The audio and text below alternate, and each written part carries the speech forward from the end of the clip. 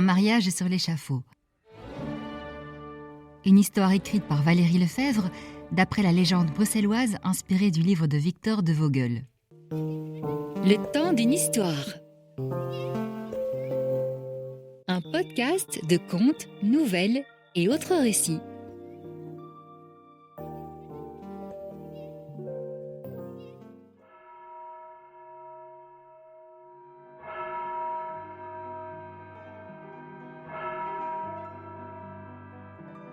C'est un matin de juin, sous un ciel sans nuages. La cloche de Saint-Nicolas sonne le glas funèbre. La foule se propage dans les rues, telles des coulées d'eau se déversant dans un puits. Des femmes, des enfants, des vieillards, des ouvriers, des artisans, venus en famille de tous les quartiers de la ville, se rejoignent sur le grand marché où déjà bon nombre d'habitants sont agglutinés face à la potence. Les bourgeois, eux, assistent en petit nombre, sans se mélanger à la foule. Dans un carré, ils retrouvent leurs semblables pendant que d'autres ont loué une fenêtre au chaud dans une maisonnée située autour de la place.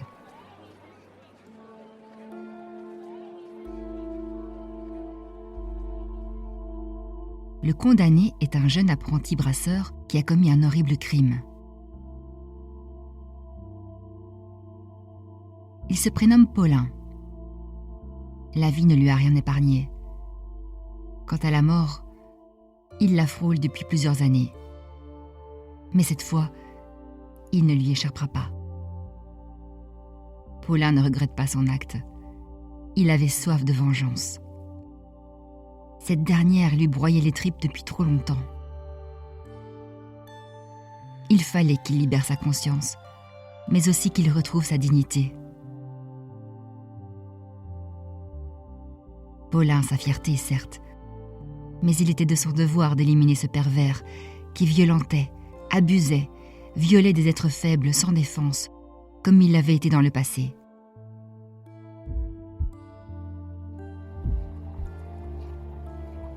Ce matin, Paulin est conduit sur le grand marché où se dresse l'échafaud pour procéder à son exécution.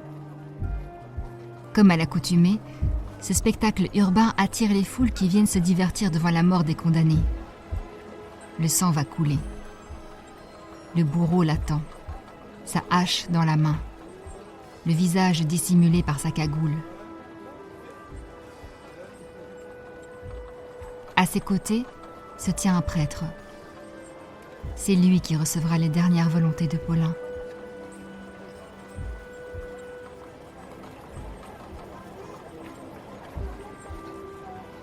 Paulin arrive la tête haute.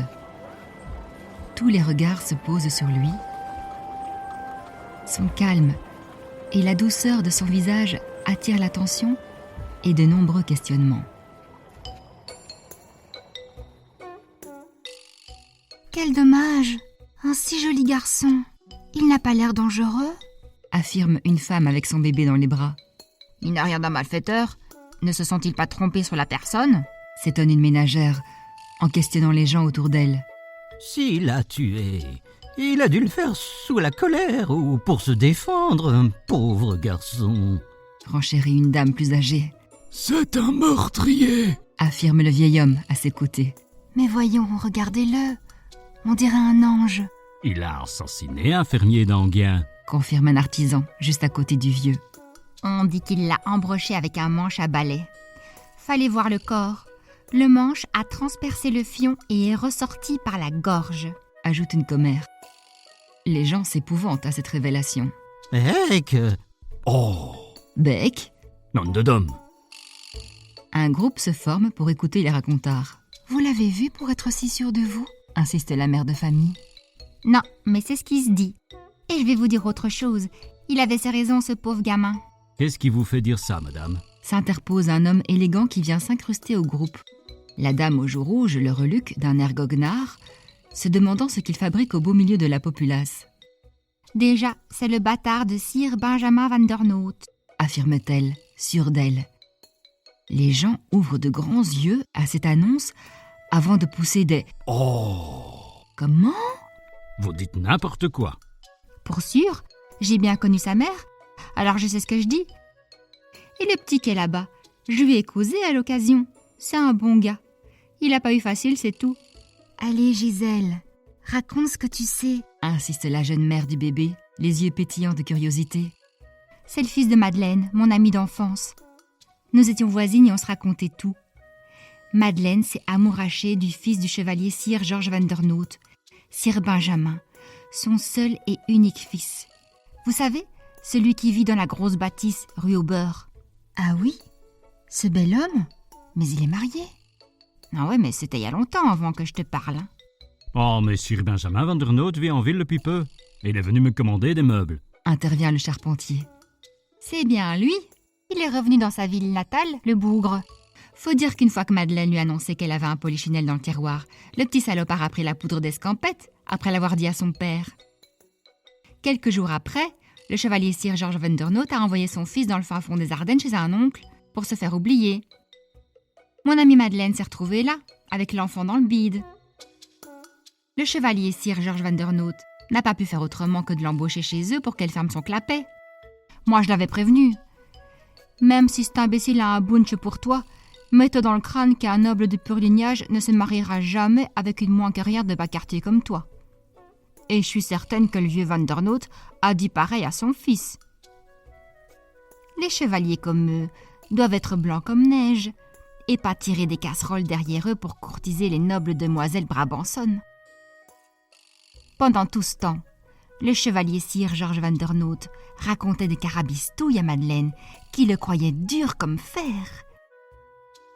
Elle m'a fait promettre par un pacte de sang de ne rien révéler à personne sur l'enfant, et j'ai tenu ma langue, jusqu'à maintenant. Madeleine pensait qu'un jour, elle et son petit feraient partie de la famille Vandernoot.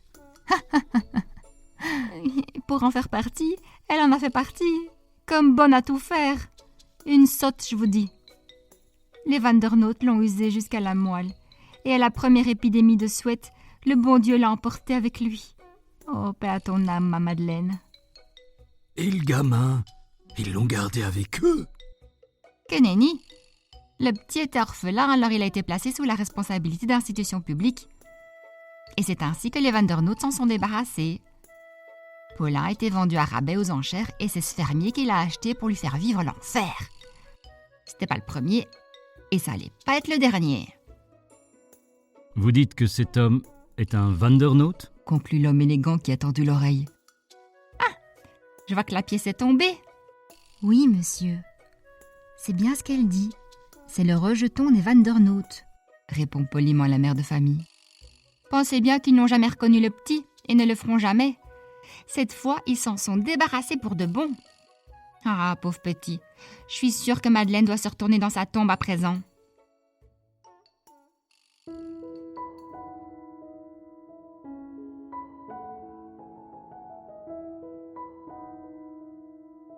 Il règne désormais une ambiance morose.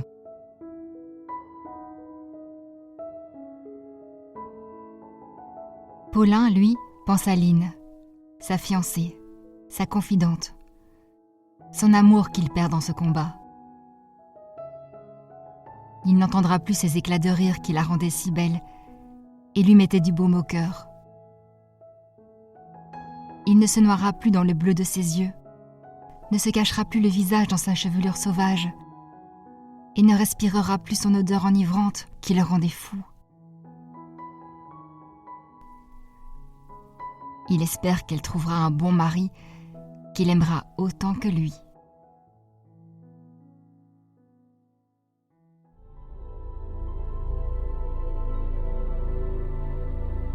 Paulin se confesse.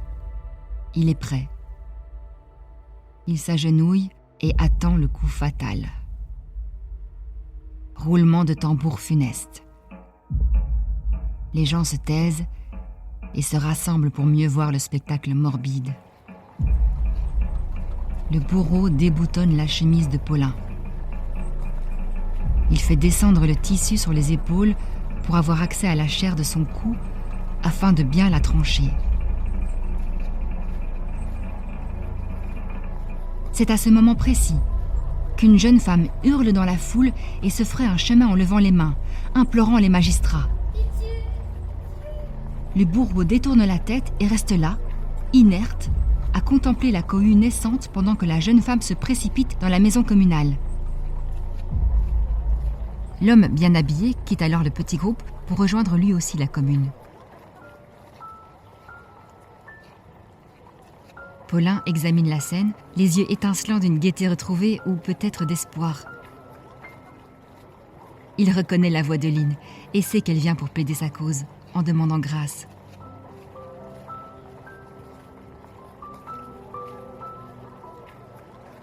Un brouhaha inquiétant anime la commune. Mais que se passe-t-il au juste? Ça, c'est la fiancée, la fille du brasseur. Elle croit pas en la culpabilité de Paulin. Ou en tout cas, elle lui a pardonné son crime. Mais il a tué. Tué pour la bonne cause. Le fermier était un monstre. Il achetait des enfants orphelins sur le marché à moindre prix pour les faire travailler, mais il les torturait, les violait durant tout le temps qu'il vivait chez lui. Une fois 12 ans, les enfants étaient libres, mais certains n'allaient pas jusqu'à cet âge-là. Paulin, lui, il a tenu le coup. C'est le brasseur qui l'a recueilli chez lui pour en faire son apprenti. Et le gamin s'est relevé. Il n'a jamais oublié le fermier. Il n'a fait que rendre justice, et je suis sûre que la jeune femme est au courant. Et là, elle plaide sa cause. Alors, qu'on l'absolve. Bah oui, qu'on l'absolve. Le bourreau, lui, s'est remis en position pour faire son office, pendant que l'histoire de Paulin se propage à la vitesse de l'éclair sur le grand marché. C'est alors que 1000 bras se lèvent et tous clament « Arrêtez! Arrêtez! Libérez-le !» Bah oui, qu'on C'est un l'absolve. innocent! C'est un innocent! Arrêtez! L'exécuteur s'arrête net et se retourne. L'un des magistrats s'agite désespérément pour lui signaler que son travail est terminé. L'exécuteur regarde la jeune femme dire « Merci. Oh, merci. » Elle remercie les magistrats ainsi que l'homme élégant qui se tenait quelques minutes auparavant dans le groupe. La foule s'écarte, laissant passer Line qui traverse la place à toute allure et monte sur l'échafaud pour se jeter dans les bras de Paulin qui s'est redressé.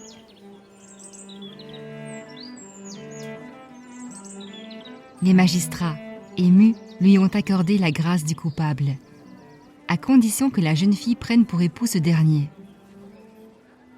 C'est ainsi, et seulement ainsi, que Paulin a pu sauver sa vie. Paulin eut la vie sauve car Line se mit à genoux et le demanda en mariage.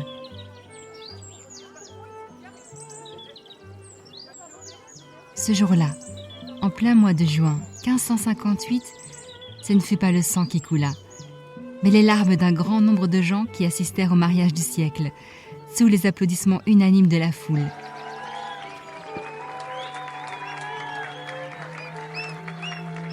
Par la suite, Paulin eut la chance de se faire connaître auprès de la famille Vandernoot grâce à l'homme élégant qui n'était autre que le notaire en fonction.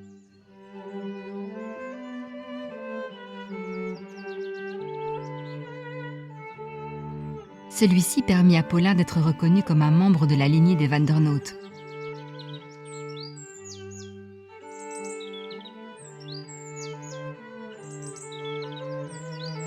Le couple vécut très heureux et eut 6 beaux enfants et une ribambelle de descendants qui peuplèrent la belle ville de Bruxelles.